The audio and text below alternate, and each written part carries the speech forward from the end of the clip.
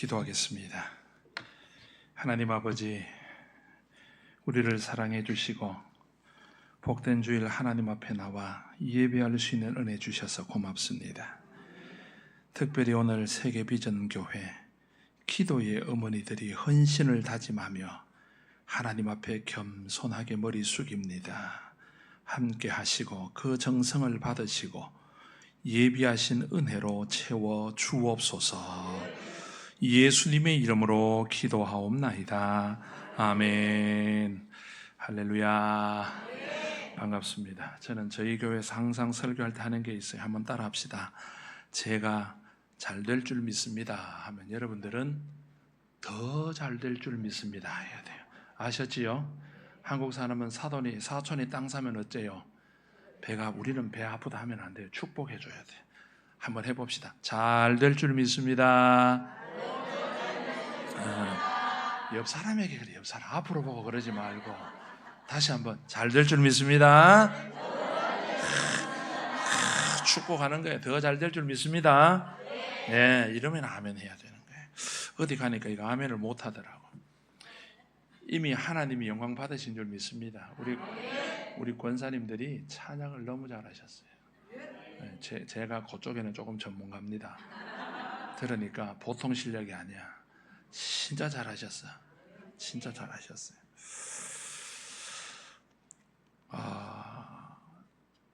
제가 서울에 부목사로 있을 때 한 번은 제주도에 있는 이제 친구 목사님이 초청을 했어요. 야, 한번 내려와라. 왜? 와서 찬양대 세미나를 좀 해라. 제가 간다 그랬을까요? 안 간다 그랬을까요? 안 간다 그랬습니다. 됐어, 안 가. 그랬더니 와라. 안 가. 몇 번 실랑이를 하다가 또 이러는데 가야 되겠다 해서 이제 여름 휴가 겸해서 이제 제주도를 가게 됐습니다. 그때는 이제 저희 교역자들이 휴가를 2주일씩 했었어요. 주일 끼워서 2주일 이렇게 해서 이제 가는데, 그래서 가서 세미나 일주일 해주고 일주일은 놀다 와야 되겠다 하고 이제 제가 부탁을 했어요. 야, 그럼 방하고 방 시원한 데로 잡아놔라. 그러니까 알았대요. 그래서 이제 가족들하고 가는데 오랜만에 함께하는 가족 여행이 된 거지요. 그래서 그때는 이제 지하철을 타고 김포공항으로 가는데 우리 막내가 이러는 거예요. 아빠, 제주도 가면 어디서 자? 뭐 먹을 거야?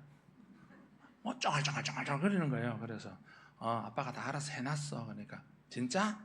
그럼 뭐 먹을 거야? 오늘 저녁에 뭐 먹을 거야? 오늘 호텔에서 자? 어디서 자? 계속 자기는 이제 처음 집을 떠나니까 걱정이 됐던 것 같아요.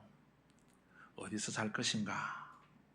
그런데 제주도 공항에 내려서 이제 렌트카를 빌려서 딱 타니까 아빠, 이 차 누구 거야? 언제 갖다 줘야 돼? 계속 모든 게 궁금한 거예요. 그런데 그 궁금함 뒤에 내가 가만히 보니까 뭐냐면 불안함이 있는 거예요. 왜요?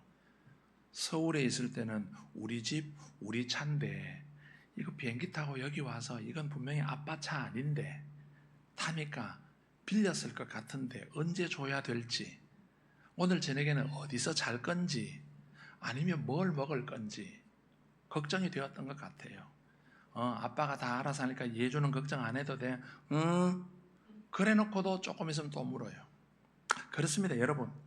아무리 힘이 없다고 해도요, 입을 것, 먹을 것, 살아갈 때 필요한 모든 것을 준비해주는 부모가 있는 사람은 그런 아이는 고아라고 부르지 않습니다. 그것이 없는 사람을 고아라고 불러요. 우리는 하늘 아버지의 자녀인 줄 믿습니다. 여러분, 믿음이라는 건요, 눈에 보이지 않아요. 보이지 않기 때문에 핑계거리가 많아지는 거예요. 저 우리 교회에서 우리 성도들에게 이렇게 이야기합니다. 하기 싫으면 뭐가 보일까요? 가만히 있어요. 하기 싫으면 핑계가 보이고 하고 싶으면 방법이 보입니다. 아멘입니까? 교회 일은 방법이 보일 수 있기를 축복합니다. 하기 싫으면요, 온갖 가지 핑계 다 갖다 대요. 다 갖다 대. 그런데 꼭 해야 되는 건, 자기가 하고 싶은 것은 이래서 안 되고 저래서 안 된다 그러면 뭐라 그럽니까? 이렇게 하면 돼요. 그럼 방법을 찾아와. 여러분, 뭘 찾아야 되겠습니까? 방법 찾아야 돼요. 이 복잡하고 어지러운 세상을 살아가는 동안에 말씀드린 것처럼 책임져 줄 부모가 있다는 것은요, 그만큼 든든합니다. 얼마나 마음 든든한 일인지 몰라요. 일찍이 고향을 떠나서 정처 없는 이민자의 삶을 살아야 했던 이 사람, 오늘 말씀에 나온 이 사람은요, 평온하고 윤택한 삶 살았습니다. 평안했어요. 그런데 어느 날 하나님이 모든 것 정리해서 놔두고 떠나라, 그렇게 이야기합니다. 정처 없이 가라는 거지요. 명령입니다. 자기가 이루어 놓은 모든 것들 다 버려두고 하나님이 명령하시는 삶을 살기로 작정합니다. 순종합니다. 여러분, 이 순종이 성경은 보면 아브라함이 그렇게 떠났기 때문에 쉬워 보이지만 어렵습니다. 내가 가진 것 남에게 하나 주는 것도 어려운데요, 이루어 놓은 모든 것 다 버려두고 낯선 땅으로 간다? 어렵습니다. 그러니까 오늘날로 말하면 이민길이에요. 이민길. 이민 가는 겁니다. 부족국가 시대였던 당시에는요, 살던 지역 떠나서 다른 데 가면은 그것은 생명을 거는 겁니다. 부족에 대한 침입입니다. 그러니 위험이 따라요. 언제 어디서 어떤 일 당할지 모르는 전시 상황과 다름이 없습니다. 집도 없고 땅도 없고 안전이라는 것은 전혀 보장되지 않아요. 사방으로 열려있는 삶, 그러니까 언제 어디서 공격을 당할지 모르는 위험입니다. 그런데 이 사람은 순종했다는 겁니다. 결론부터 말씀드리면 믿음으로 갔기 때문에 그런 거예요. 믿음이 없으면 못합니다.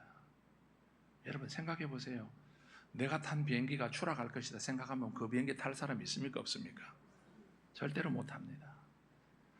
내가 버스를 탄다, 이 버스 가다가 사고 날 거라는 생각 들면 그 버스 탑니까? 못합니까? 못 타요. 야, 오늘 우리 마누라가 밥상 싸려줬는데 이거 먹으면 내 죽을 것 같은데, 그럼 먹으려면 그럼 못 믿는 거예요. 슈퍼에 가서 음료수 하나 사는데 이거 누가 뭐 이상한 거 넣어놓은 거 아니야? 그러면은 절대로 손이 안 나갑니다. 그런데 우리는 어떻습니까? 괜찮다는 믿음이 있잖아요. 괜찮다는 믿음이 있으니까 마음 놓고 타고 마음 놓고 사서 마시고, 부인이 주면 맛있게 먹는 거예요. 부인이 주는 거는 맛없어도 맛있는 거예요. 괜히 거기다 오늘 좀 이상한데 한 소리 하면 그 다음 날부터 달라집니다. 그거 잘 아셔야 돼요. 자, 위험 많은 세상에서 능력 많으신 하나님의 돌보심을 받으며 산다는 것, 얼마나 행복한 일인지 모릅니다. 아브라함은 그걸 알았어요. 그런데 오늘 본문에 보면은요, 아브라함의 생애에 있어서 가장 커다란 문제에 부딪힙니다. 인생 최대 난제입니다. 지금까지 대부분의 문제는 외부로부터 왔어요. 그러니 문제가 아니었습니다. 왜냐하면 하나님께서 때마다 일마다 도와주시고 예비하시고 함께 하셨습니다. 그래서 문제가 아니었는데 이제 다가온 이 일은 너무 심각합니다. 왜요? 외부가 아니라 바로 도우시던 그 하나님으로부터 문제가 왔기 때문입니다. 그러니 인생의 난제입니다.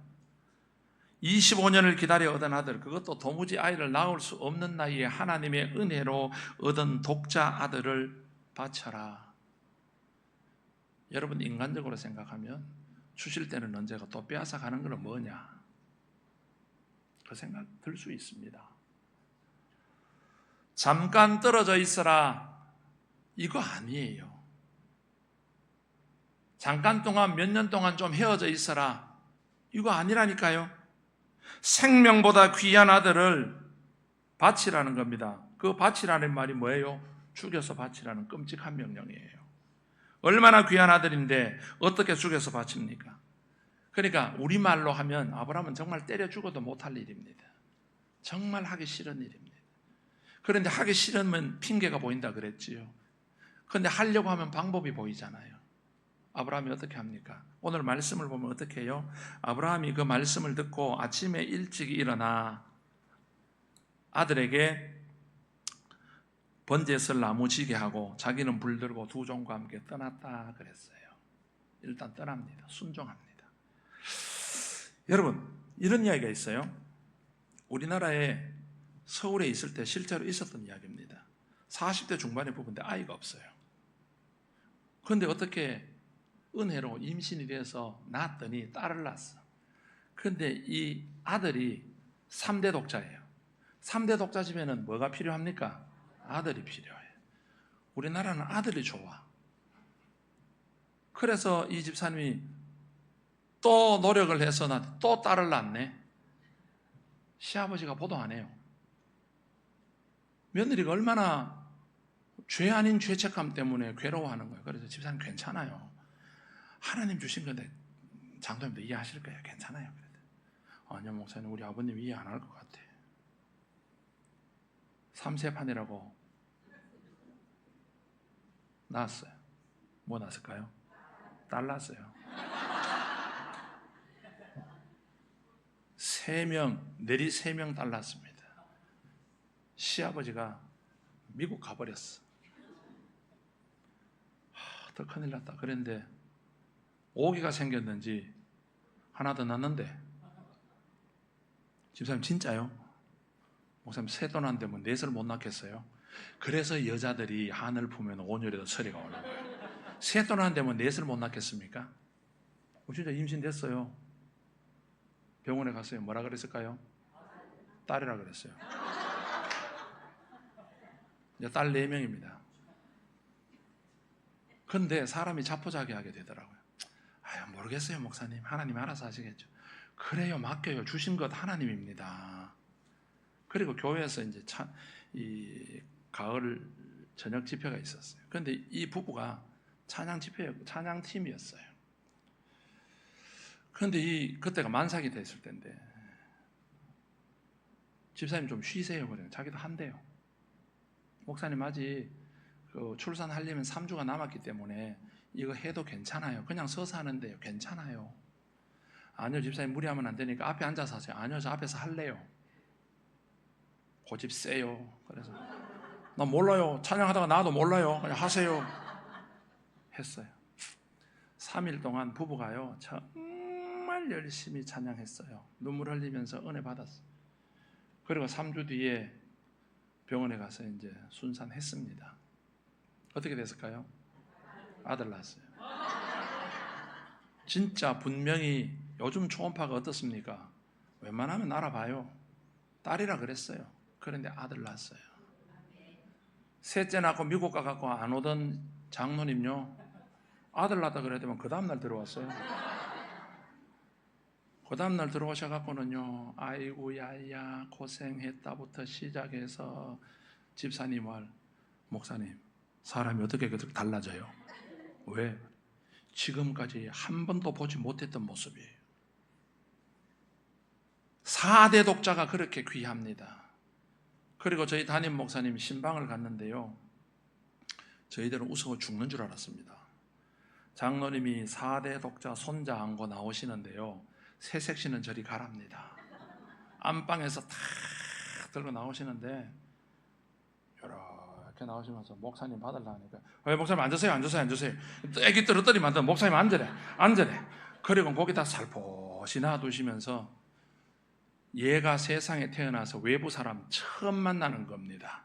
오늘 목사님한테 축복기도 받으려고 처음 공개하는 거래. 목사님도 얼마나 부담되시겠어요. 그래서 축복기도 하고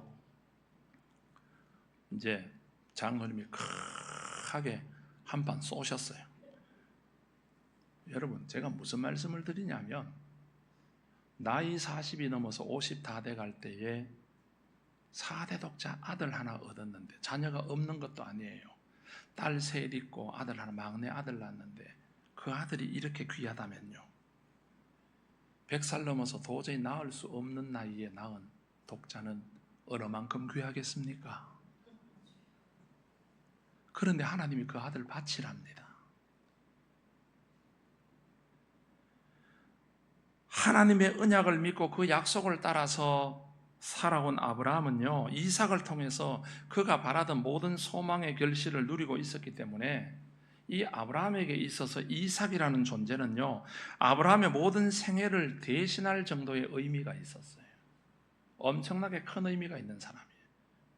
그리고 이삭을 통해서 뭐라고 하셨습니까? 바다의 모래알같이 하늘의 별같이 자손을 번성케 하시겠다 그랬어요. 하나님이 한 입으로 두 말 하고 계십니다, 지금. 그렇게 번성케 하시겠다 약속하셨는데 그 아들 바치라는 겁니다. 그 아이를 바치면 하나님이 약속하신 그 말씀이 깨지는 거예요. 약속 파기입니다. 그런데 어떻게 이 아이를 바칠? 아브라함이 핑계를 찾으려면 핑계가 많아요. 하나님 그 약속 어떻게 지키실래요? 그런데 아브라함은 그렇게 따지지 않았어요. 그런 어려운 삶의 순간에도 하나님께 순종하면서 지금 아브라함은 믿음으로 걸어가고 있어요. 믿음으로 가는 겁니다. 오늘날 우리를 한번 생각해 보세요. 당장 내 눈앞에 내가 생각하기에 조금 힘들 것 같고 어려우면 당장 하는 말이 뭡니까? 그거 안 돼요. 목사님 그거 안 돼요. 못해요. 우리의 삶은 그겁니다. 울산에 오면 유명한 현대자동차 정주영 회장의 그 명언이 있지요. 안 돼요. 그럼 뭐라 그럽니까? 해봤어. 그런데요. 해봐서? 맞습니다. 해봤냐고요. 해보고 이야기하자는 거지요. 하나님의 명령대로 그 아들을 번제물로 드리려고 갑니다. 하나님이 원하시는 명령이라는 사실을 아브라함이 확인하게 되자 오늘 말씀에 보면 아침에 일찍 일어났다 그래요. 부인 사라와도 의논하지 않았습니다. 사라가 알면은 도저히 지킬 수 없을 것 같아서 아브라함은 아침 일찍 나섰습니다. 그리고 모리아산이 보이는 곳에 도착해서는 아예 두 종까지도 남겨두고 갑니다. 왜요?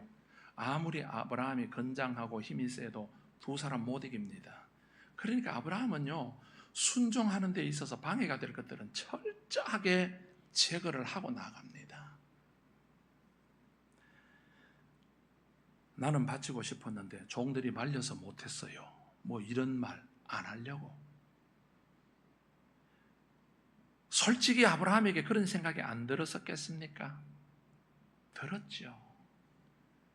할 수만 있다면 피하고 싶었을 거예요. 처음에는 그렇게 마음먹고 출발했는지도 모르지만 사흘 길을 걸어가면서 아브라함은 별별 생각 다 했을 겁니다. 그래서 이상하게 여긴 아들이 묻지요. 뭐라 그럽니까? 아버지, 번제물 어디 있는데요? 정복을 찌르는 말입니다. 아버지, 하나님 앞에 제사한다면서요. 하라고 부르는데 번제물은요? 그 번제물 너야. 이렇게 이야기할 수 있습니까? 이 세상의 어느 부부가 자식 잡아 죽이겠습니까? 하나님의 명령을 온전하게 순종하지 못할 것 같아서 아들에게도 사실을 말 못합니다. 100살에 얻은 자식 앞세우고 그 자식 바치기 위해 순종하며 걸어가는 아브라함의 심정이 어떠했겠습니까? 속이 아니었을 거예요. 오늘 말씀에 대해서 이 키에르케고르라는 신학자는요, 자신이 쓴 그리스도교의 훈련이라는 책에서 이런 말을 합니다. 3일 동안 걸어가면서 아브라함은 자신이 먼저 죽임을 당하는 시간이었고 자신을 십자가에 먼저 못 박아야 했던 걸음이었다. 그렇습니다. 자신의 모든 것 포기한 다음에야 걸어갈 수 있었던 길이 믿음의 길입니다. 하나님이 지시하신 산 모리아로 가는 길은 그렇게 고통의 길이었고요, 한숨의 길이었고 눈물의 길이었어요. 하나님께 예배하는 것이 그렇게 쉽지 않습니다. 그래서 우리가 하나님 앞에 예배할 때 마음과 뜻과 정성을 다해서 영과 진리로 예배한다는 거예요. 그냥 주일날 왔다고 해서 예배가 아닙니다. 여러분, 그러니 아무나 걸어가지 못하는 거예요. 모리아로 가는 길은 순종의 길이고 키에르케고르가 했던 말처럼 자신의 자아가 온전히 죽는 아픔의 길이었어요. 하지만 하나님이 아브라함의 삶 속에 온전히 살아나시는 길이었습니다. 여러분 생각해 보세요. 아브라함에게 그 아들이 얼마나 귀했겠습니까? 너무너무 귀했습니다. 보통 귀한 아들 아닙니다. 하나님께서 차라리요, 아브라함 너 자신 바쳐라 그랬으면 훨씬 쉬웠을 수도 있어요. 아브라함 고민 안 했을 겁니다. 네 가진 재산 다 바쳐라 그랬다면 그건 더 쉬웠을 거예요. 그런데 이 명령은 너무 어렵습니다. 너무너무 귀한 생명입니다. 하지만 아브라함은 생각합니다. 내게 있어 하나님은 더 귀하다. 아들도 귀하지만 하나님은 더 귀하다. 요즘 현대사회에서는요, 무엇의 가치를 두고 있느냐에 따라서 확신하는 것이 결정되어지고 거기에 따라서 삶의 행동 양식이 결정된다고 합니다. 그렇다면 제가 여러분들에게 질문 하나 드릴게요. 여러분들의 삶에 있어서 하나님은 어느 정도입니까? 여러분들의 삶 가운데 하나님의 위치는 어디입니까? 예수 믿고 구원받았다는데, 하나님의 은혜로 살아간다는데 하나님의 위치는 어디입니까? 여러분은 하나님의 말씀을 어디쯤 두고 계십니까? 하나님의 말씀을 여러분들의 심장 위에 두시기를 축복합니다. 심장보다 위에 두셔야 돼요. 생명입니다. 아브라함에게는 아들도 귀했지만 하나님이 더 귀했어요. 우리 찬양하잖아요. 금보다 귀한 나의 주님 내게 만족 주신 주. 찬양하잖아요.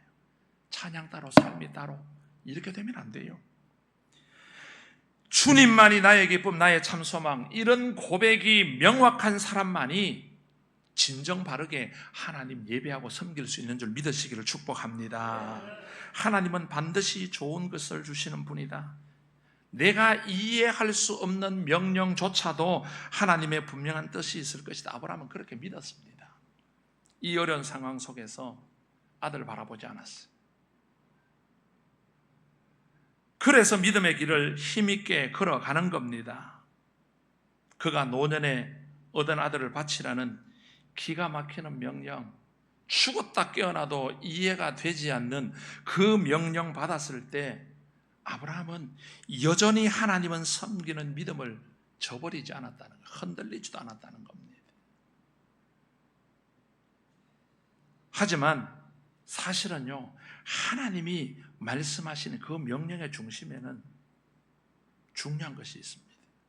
뭐냐면요, 너 진정 나를 섬기는 사람이냐, 날 신뢰하냐, 하나님 섬기냐, 그 명령이 있는 거예요. 그 질문이 담겨져 있어요. 아브라함은 그것을 꿰뚫어 본 겁니다. 어려움이 있어도 내 주위의 모든 환경 여건이 허락되지 않는 상황에서도 하나님을 섬기는 사람인가를 지금 우리에게 묻고 계신다는 겁니다. 여러분, 하나님을 섬기는 사람들이십니까? 하나님을 섬기기로 마음에 작정하신 분들입니까? 그렇다면 믿음을 가지고 나아가셔야 돼요. 내 앞에 펼쳐지는 일들은요, 하나님이 내게 말씀하신 줄 믿으시기를 축복합니다. 세상 사람들은 우연이라고 이야기할지 모르지만 내 삶에 일어나는 일들은 작은 것 하나도 하나님의 섭리 가운데서 하나님이 운행하시는 줄 믿으시기를 축복합니다. 그걸 그렇게 보지 못하면 믿음의 사람 아니에요. 신뢰를 가져야 된다는 거예요. 그렇게 해서 아브라함은 25년 동안 기도했었던 아들 독자 잃게 되는 겁니다. 말씀 앞전에 보면은 지난주 아브라함은 여기에 와서 어린 양 가지고 와서 제사했습니다.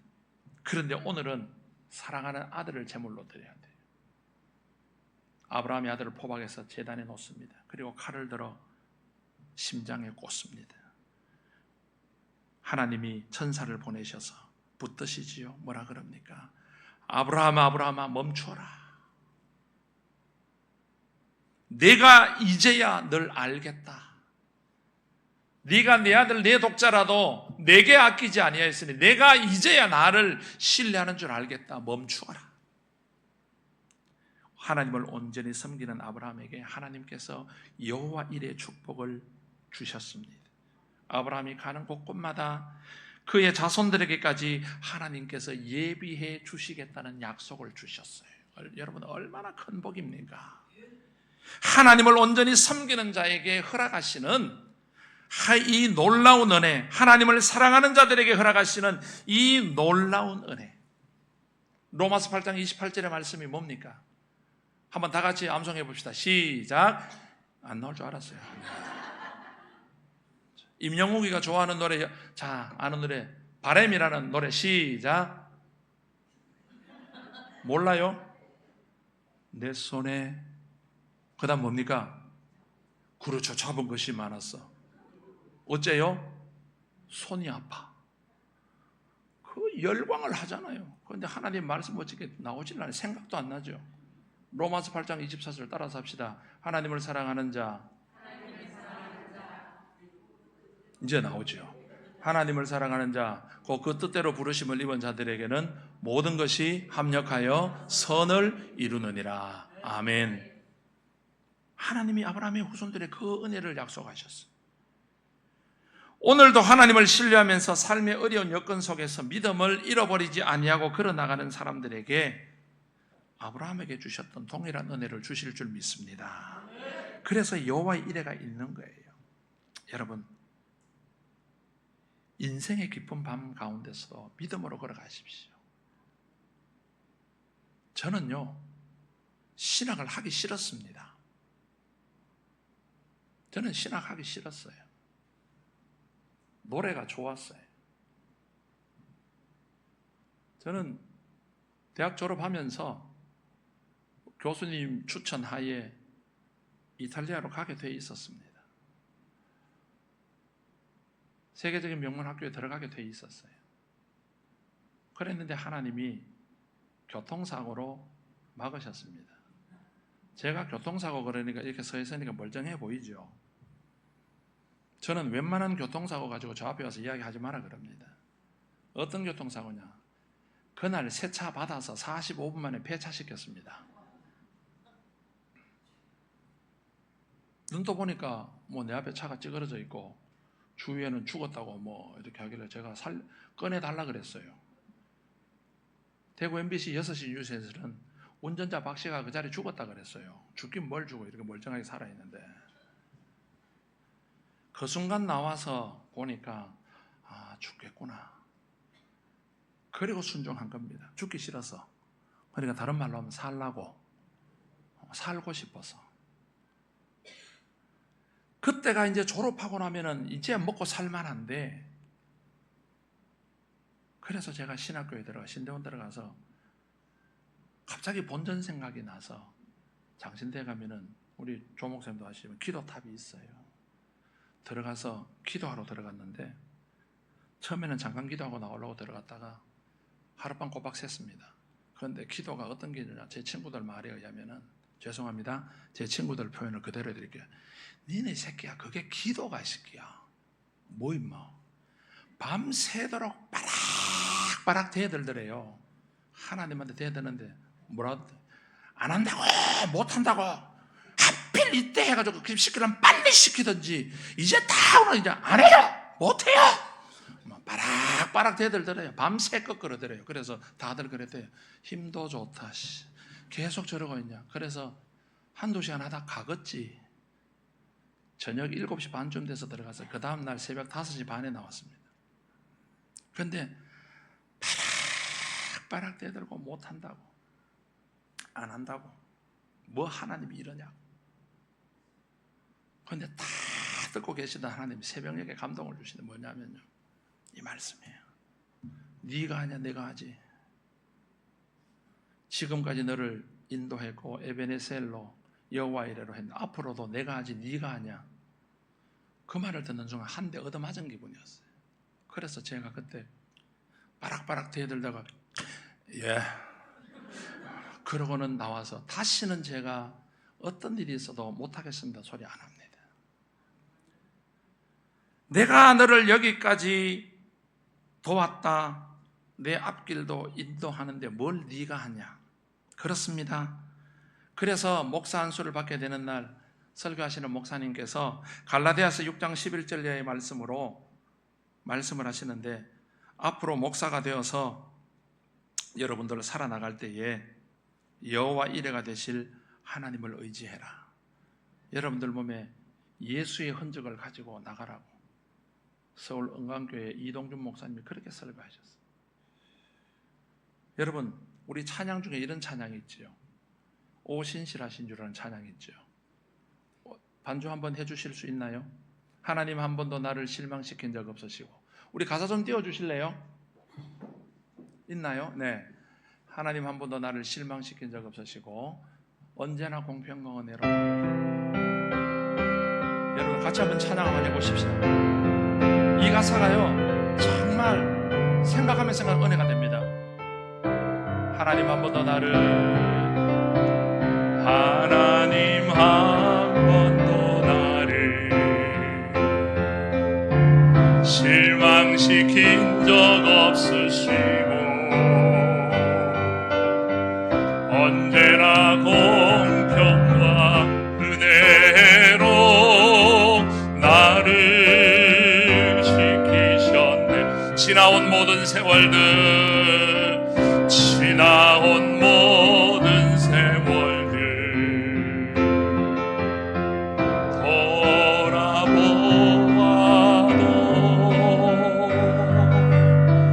그 어느 것 하나 주의 손길 안 미친 것 전혀 없네. 오신실하신 주, 오신실하신 주,